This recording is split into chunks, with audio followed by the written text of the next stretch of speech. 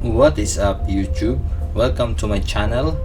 My name is Ralph, and in this video I'm gonna show you how to replace fuel injection valve of YANMAR 6EY18LW model and how to recondition fuel injection valve for ready spare. But first, let's check some important data. The opening pressure of fuel injection valve. This may not apply to you, so as a disclaimer, please look at your own manual. The process may be the same, but some design data may vary. So as you can see, the opening pressure is 40.0 plus minus 0.5 megapascal.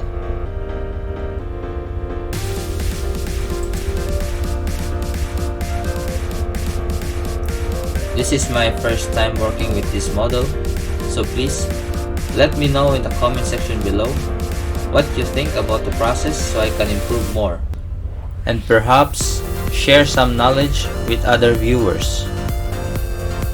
So now, let's check the tightening torque of the components.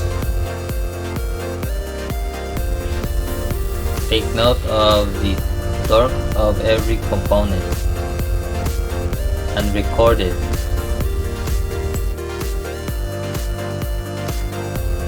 Now let's check the procedure, and here is the fuel injection valve, and right here are the tools that you will need in taking out the fuel injection valve, and this part here are the spares that you should replace after removing the fuel injection valve. So in this chapter, you will pretty much find all the information for assembly, disassembly, instructions that you will need in carrying on the task.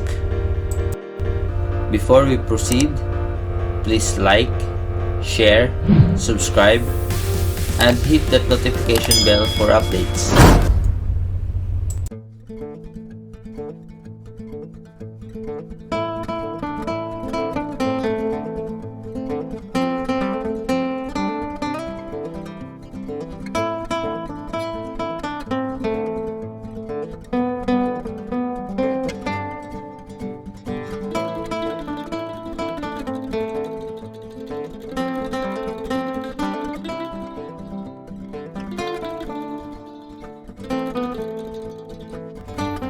So first, remove the clamping bolts of the injection pipe joints.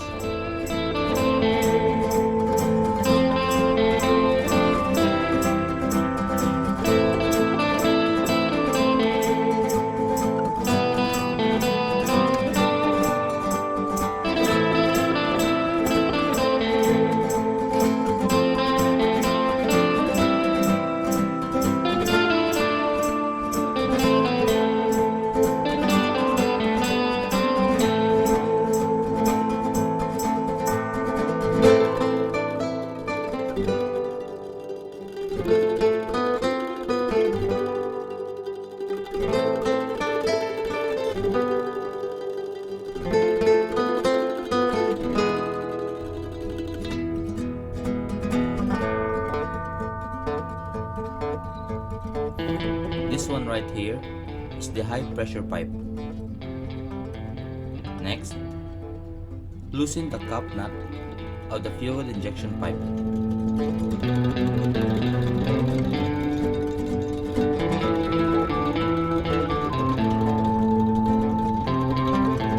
I use 32mm socket with breaker bar.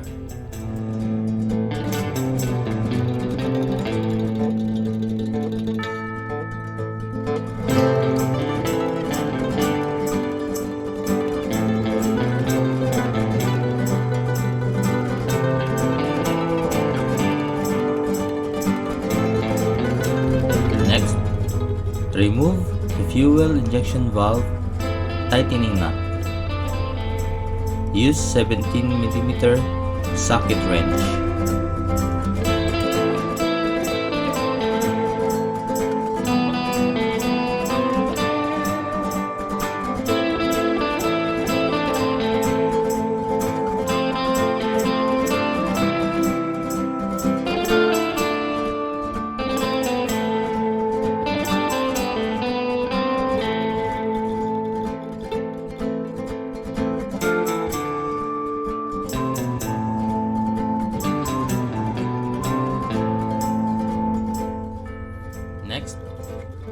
attach the draw out tool.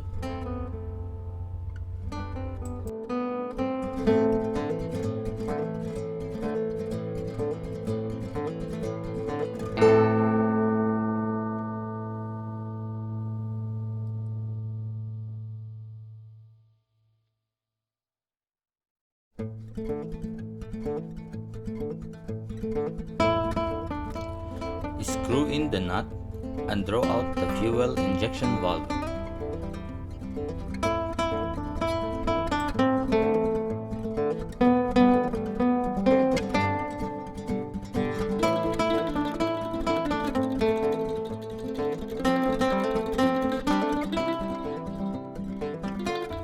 Next, remove the case nut packing.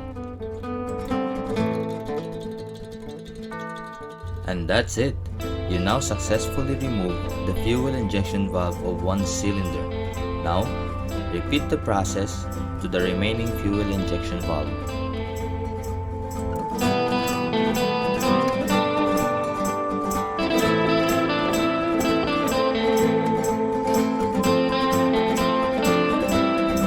And now, prepare the surroundings and clean the valve sleeve.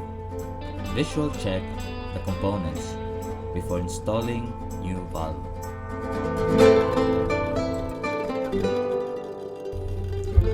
I prefer to have 6 fuel valves ready so that after removing the old one, I can install the new one after cleaning is done. That way, I can do the job faster rather than taking out and reconditioning the fuel valve itself.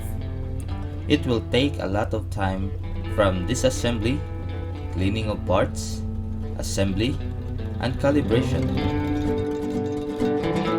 Please comment down below if you do the same method and share some thoughts. Now right here, I removed the fuel valve retainer and installed them to the new fuel valve.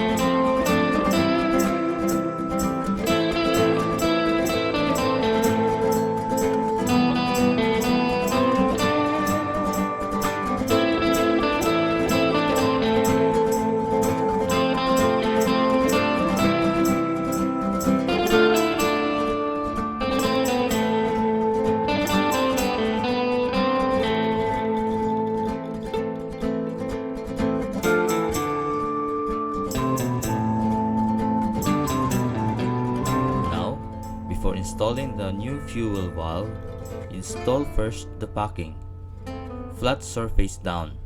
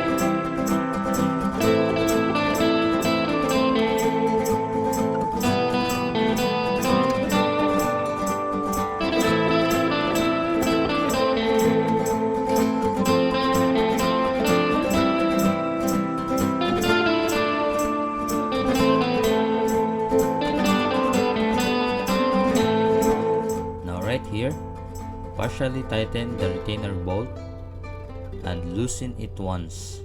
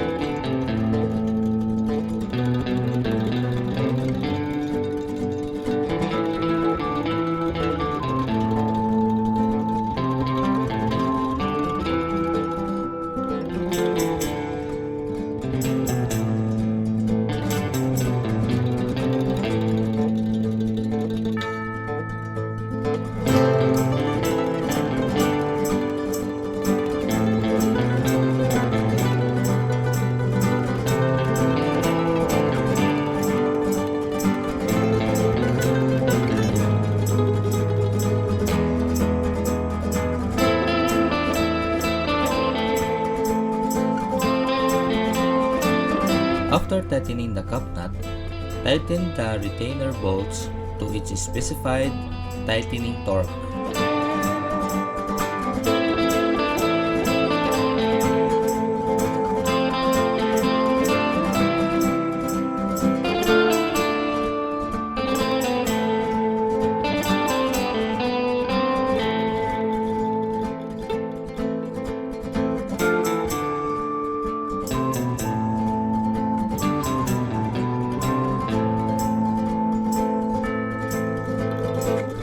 Don't forget to install the high-pressure fuel line.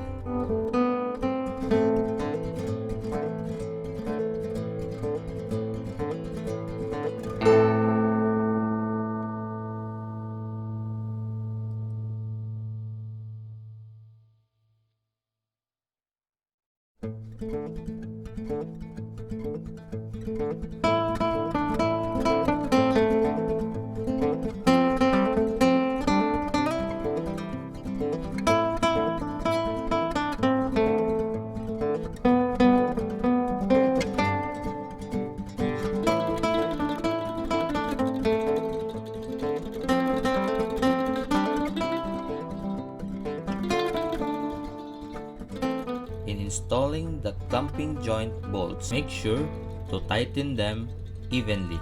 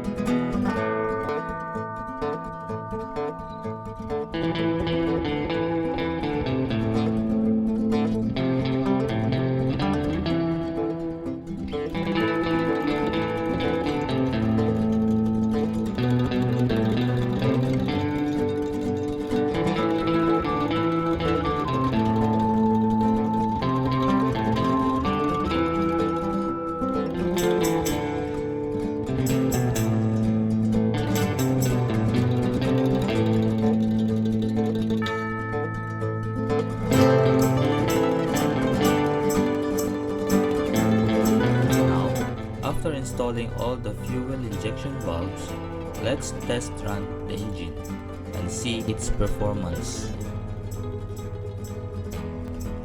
326 for cylinder 1,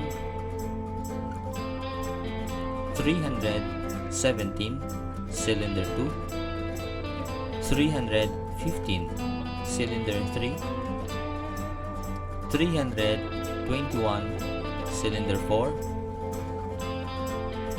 320 cylinder 5, and the highest is 332 for cylinder 6. Subtract the high of 332 to low 315 and you will get 17 degrees. That's good value enough considering max tolerance of 40 degrees. Now, for the fun part, disassembly of fuel injection valve. Before doing so, check first the opening pressure of the old fuel injection valve and record your observations for leaks. This is for reference. Data is very important. As you can see, it's about 35.0 megapascal. It's 5.0 less than 40.0 plus minus 0.5 megapascal of the normal opening pressure according to its design data. That is why recording your observations is very important.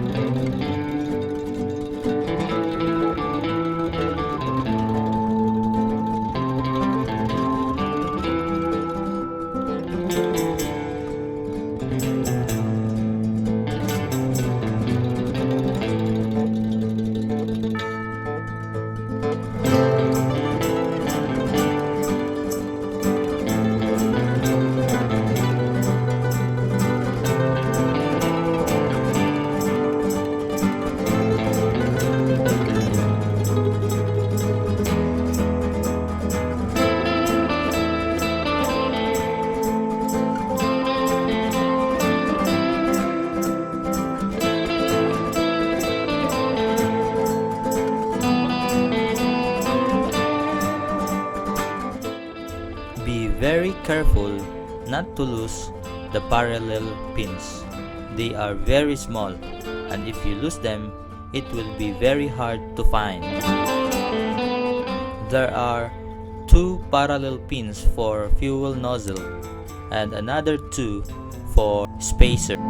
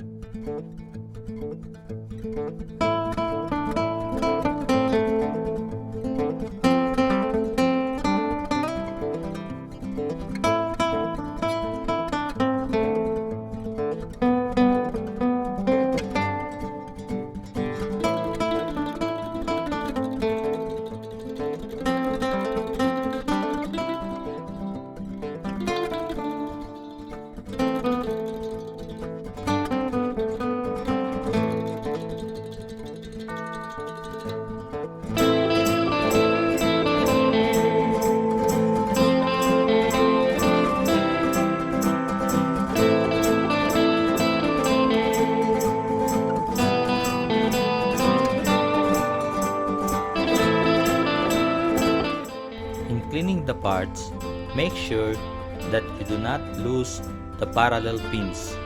As I said, they are very small. You know, I only use diesel oil in cleaning If you have other means of cleaning agent, comment down below and type #cleaning agent.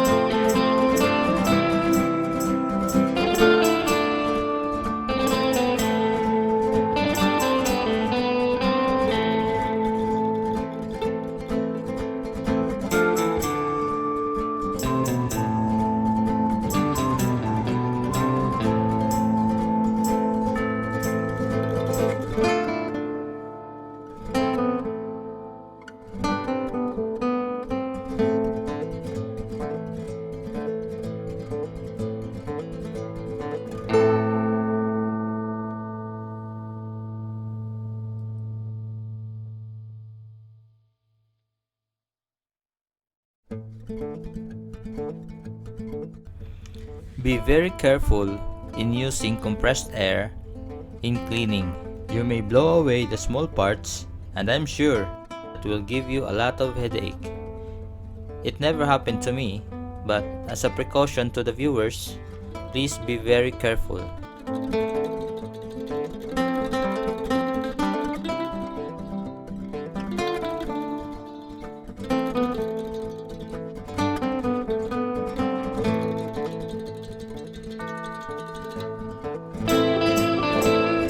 In average, nozzle has a service life of about 2,500 hours, and it's recommended that you have a spare nozzle.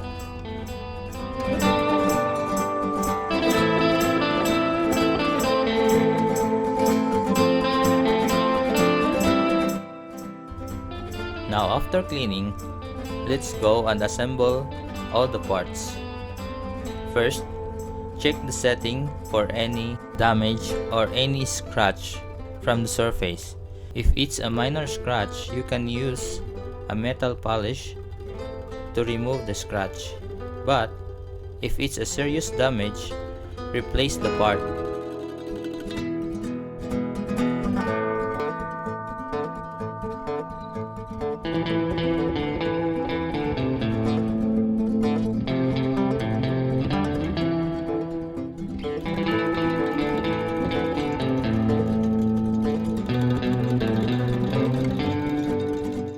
Next is installing the guide. In installing the guide, do it properly and make sure that the position of the guide is correct.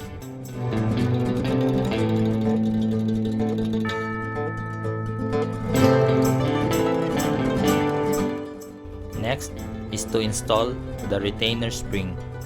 Make sure that the retainer spring is in the right position, because if not, it will be like this. It is upside down. So make sure to make it correct, like this one. The position is like this one.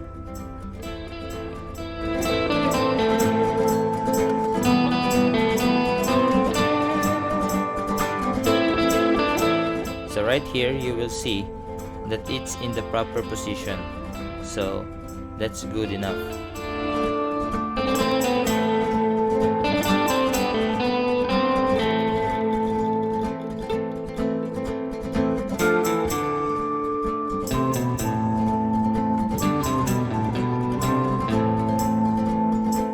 Just like the retainer spring, put the seat spring in the proper position. Install 2 parallel pins for the spacer.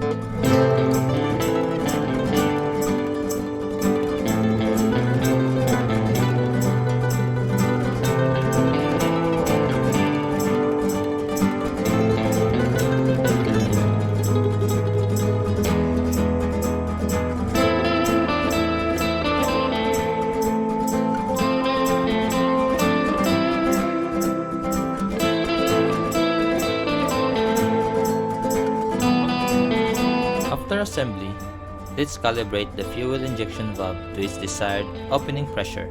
That is why it's very important to take note specific opening pressure of the fuel valve found in your manual.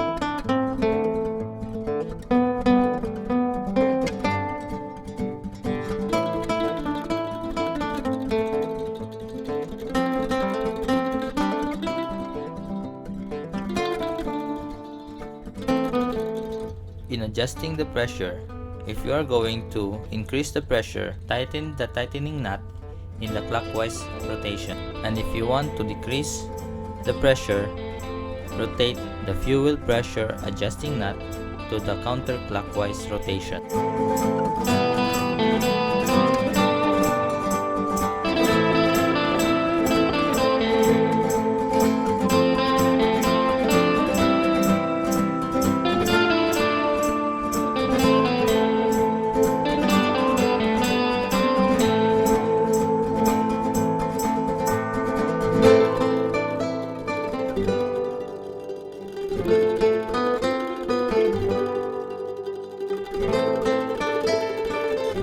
After achieving the right pressure, tighten the fuel injection valve tightening nut and test again if the pressure changes.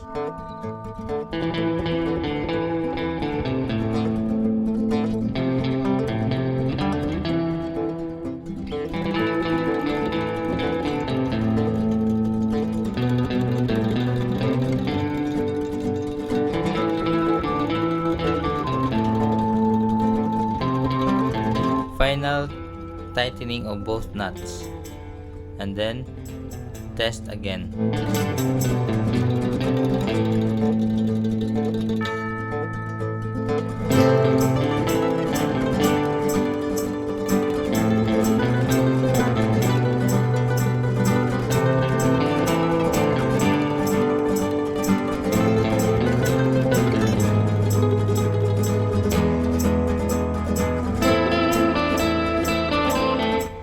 Slowly increase the pressure until the fuel valve opens, and then record the opening pressure.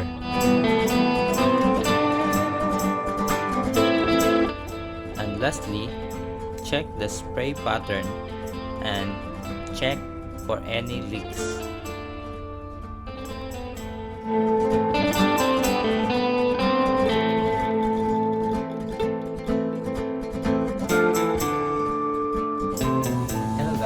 Thank you for staying until the end of my video. Please support my channel by liking, sharing, and subscribing down below. If you want to be notified about the latest uploads, please hit that notification bell icon. Once again, thank you and see you in the next video.